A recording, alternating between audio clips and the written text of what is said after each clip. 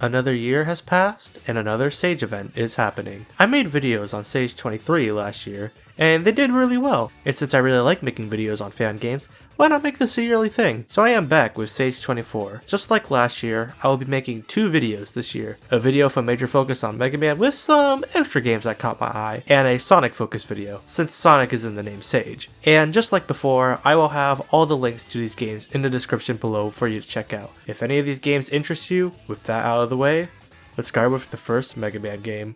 So last year's Sage event, I covered a fan game called Megaman X Omega Buster, and needless to say, I was not a big fan of it whatsoever. So when I saw that Omega Buster Definitive Edition was one of the games that was coming out this Sage, I thought I would give it another look through. Back then I had little to no fighting game experience, but now I have a good chunk of fighting games under my belt like Marvel vs. Capcom 2 and 3, Persona 4 Arena Ultimax, and Guilty Gear Strive. So with that, all that knowledge I've gathered this year, do I think Omega Buster Definitive Edition works as a fighting game? Let's take a look. So one of the bigger problems I had with this fan game was that I thought that only using keyboard controls was a detriment to accessibility. I don't mind keyboard controls. In fact, I use keyboard controls with shooters and 2D RPGs, but I prefer using a controller when I am playing fighting games. So just like last year, I tried to use Joy to Key to get controller support in this game. I would say that I used Joy to Key, but I personally find Joy to Key really annoying to deal with, and it did not work for some reason. So I had to use keyboard controls with this game. So let's just jump into the game already.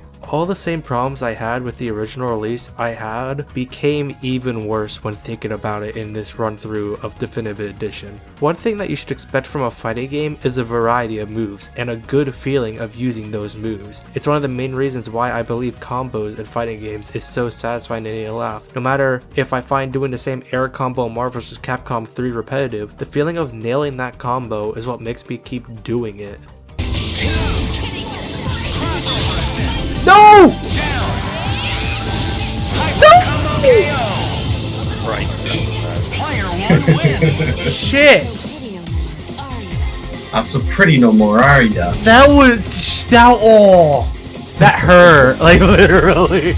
But in Mega Man X Omega Buster, I don't think the keyboard controls really work for this game. I don't know if I need to get used to the keyboard controllers, but I didn't find having all the moves be accessible with one hand to be all that comfortable, though I could probably fix that by changing the key bindings. But that leads to another problem I have with this game. The moves that you do in this game are pretty slow and or sluggish. X has 3 moves in this game. His Buster Shot, which is really the only move that I recommend you only use, his Z-Saber, and the Nova Strike. Zero has his Z-Saber, which is also the only move I recommend using, the Z-Buster, and his Storm Owl ability. I don't know what the ability is called. I think these abilities could be great ways to set up combos or be combo extenders, but I think that aside from the basic attacks, the attacks are slow and sluggish, which doesn't make it satisfying to use whatsoever. I also think that this game has unbalanced difficulty. For the first few fights, I found the game to be super easy. You just spam the X-Buster and you will be as good as gold. But then I got to High Max, where he is just as annoying to deal with like an X6. Needless to say, I was not a big fan of this game, even after playing some more fighting games. But hey, maybe this might be for you. But I'm gonna go back to Marvel vs. Capcom 3. Oh wait, no! You're invincible. I was like, what? Oh wait, what if the animal hits you? Okay, I should not do that then. What if an animal hits you when I do Gunslinger?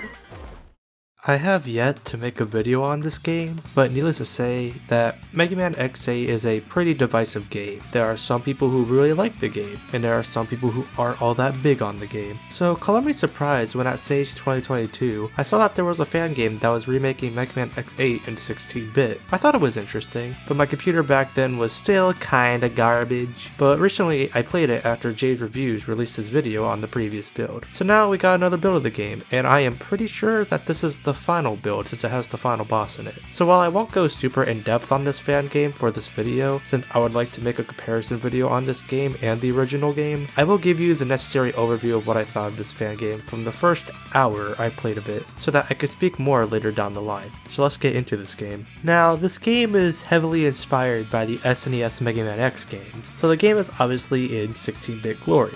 I do like that even though it is 16-bit, they don't do what most retro-styled games do and limit the color palette for the sake of authenticity. Cause this game is gorgeous. Earthrock Trilobite's level has this pretty orange sunset that blew me away. The game is also 16:9, so you don't need to worry about 4:3 or anything like that. Not much to say on the soundtrack side since it's the original game's soundtrack, so if you like X8 soundtrack like I do, then good news. Now, I was interested in checking out the controls for this game since I think Megaman X8 is one of the best feeling Mega Man games and definitely the best feeling Mega Man X game out there. X8 16-bit controls like the SNES games, which is something I did not expect. The SNES games felt good, so having them be replicated in this game is a nice touch, though I noticed some extra frames in the dash, which was a nice detail. Also, it doesn't ruin the spammability of the dash as well. If you play the SNES X games, you will not have a problem getting used to how X feels in this game. The level design is one thing in this fan game that surprised me the most. I played 3 stages of this game for the segment, and the stages I played were Optic Sunflower, Bamboo Pandemonium, and Earthrock Trilobite.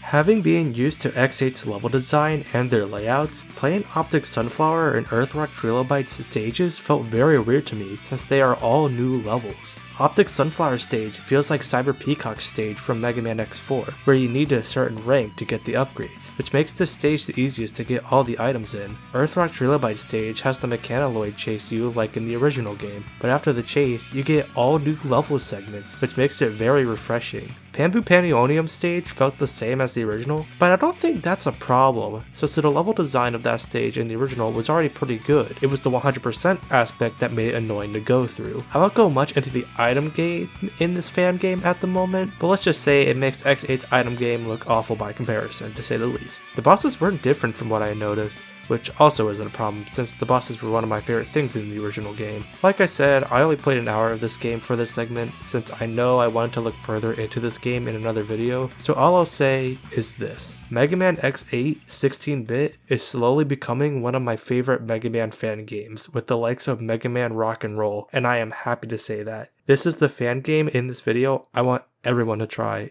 It won't disappoint.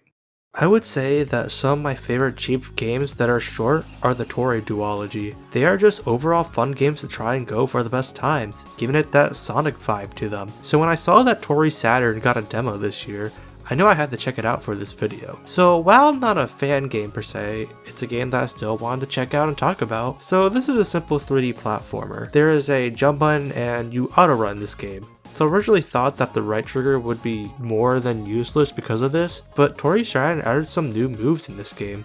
The first move is where Toree drops down to the ground but keeps his top speed when he lands. I think that this was a great move they added, which keeps up the pace of the levels. The second move they added is a sort of homing attack, but instead of using it on enemies, you use it to home in on the dash stars and star platforms. It's a great addition. Now these levels are not long whatsoever, but I think what makes them work is the main appeal of them, which is the speedrunning aspect of them. The previous games were fun to play for this reason, but if they keep up with this type of design and abilities in the end product, then I would say Toree Saturn would be the best Toree game in the series. If I have any real problems with this demo, I do think that they should add an active camera where it follows behind you, since it would make following Toree easier on parts where you need to look in another direction. But this demo gets a high recommendation from me, and I am pretty excited to check out the final release of this game when it comes out.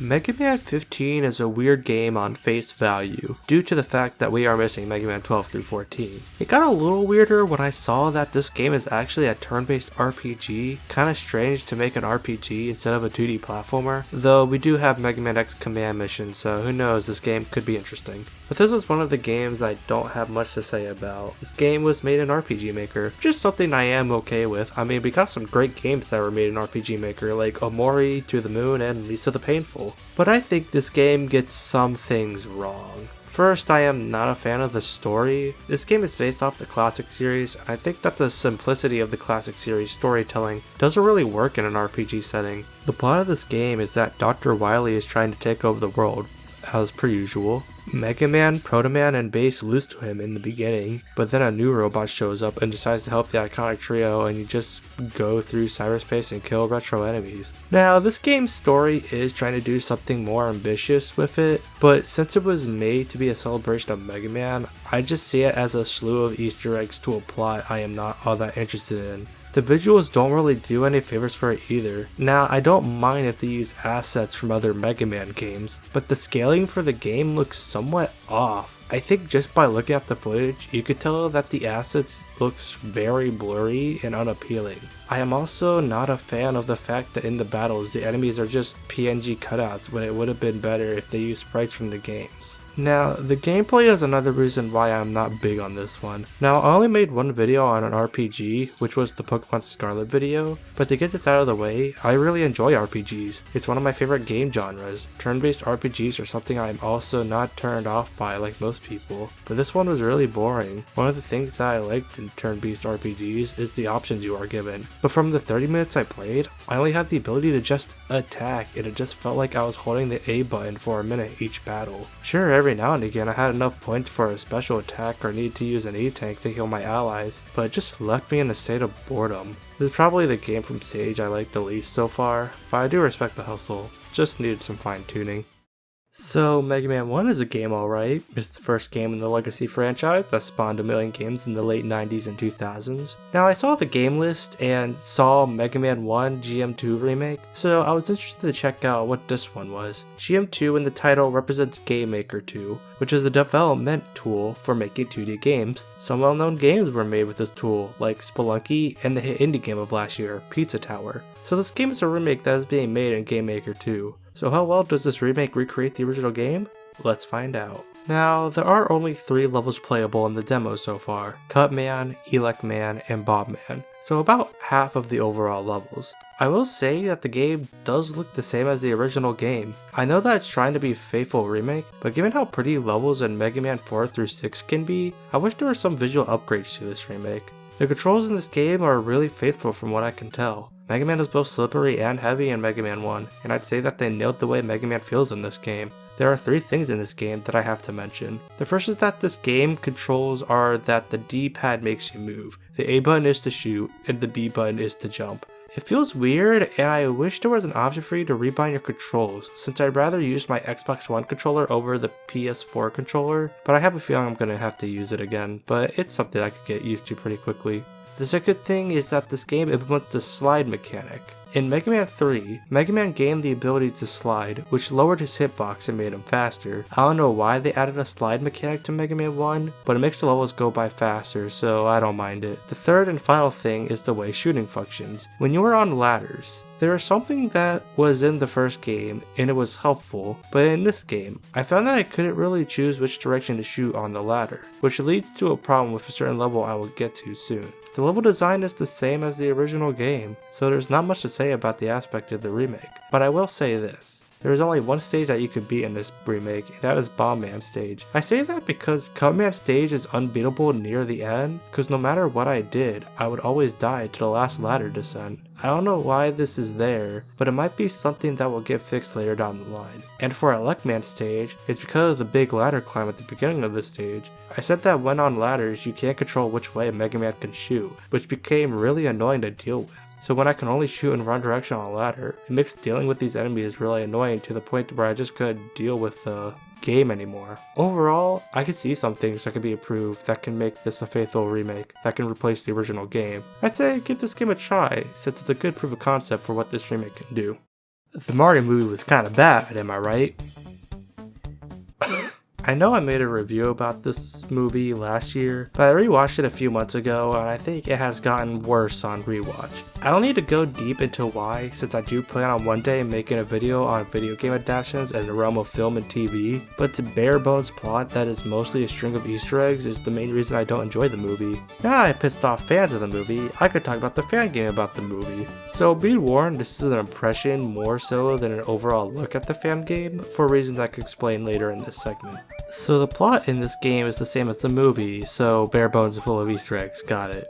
Though honestly, I think it works better as a game plot for something as simple as Mario, instead of a feature-length movie. Now, I played the first 3 levels in this game and I am overall not a big fan of them. Does it help that the 3rd level is an auto-scroller, a level gimmick that I never like? Also, doesn't help that the game starts with ice levels. Ice levels are levels I think most people do not like, and I think these are some of the levels that piss me off almost as much as Blizzard Wolfang's level from Megaman X8. But the main reason I made this section of the video an impression segment is because I did not like the controls of this game. Bowser feels so slow in this game, which does make some sense, but I think even in more slow-paced platformers, they move faster than Bowser in this game. I never really found a use for his fireball whatsoever. His spin attack can be a good way to get some sense of speed in the game, but it leads to some moments that I don't like. So in this game, Bowser can wall jump. While I don't mind this, the one thing I do not like with this is that the jump in this game sucks. If you are next to a wall, you won't get much height because it's the wall jump stance, which doesn't look different to the regular jump.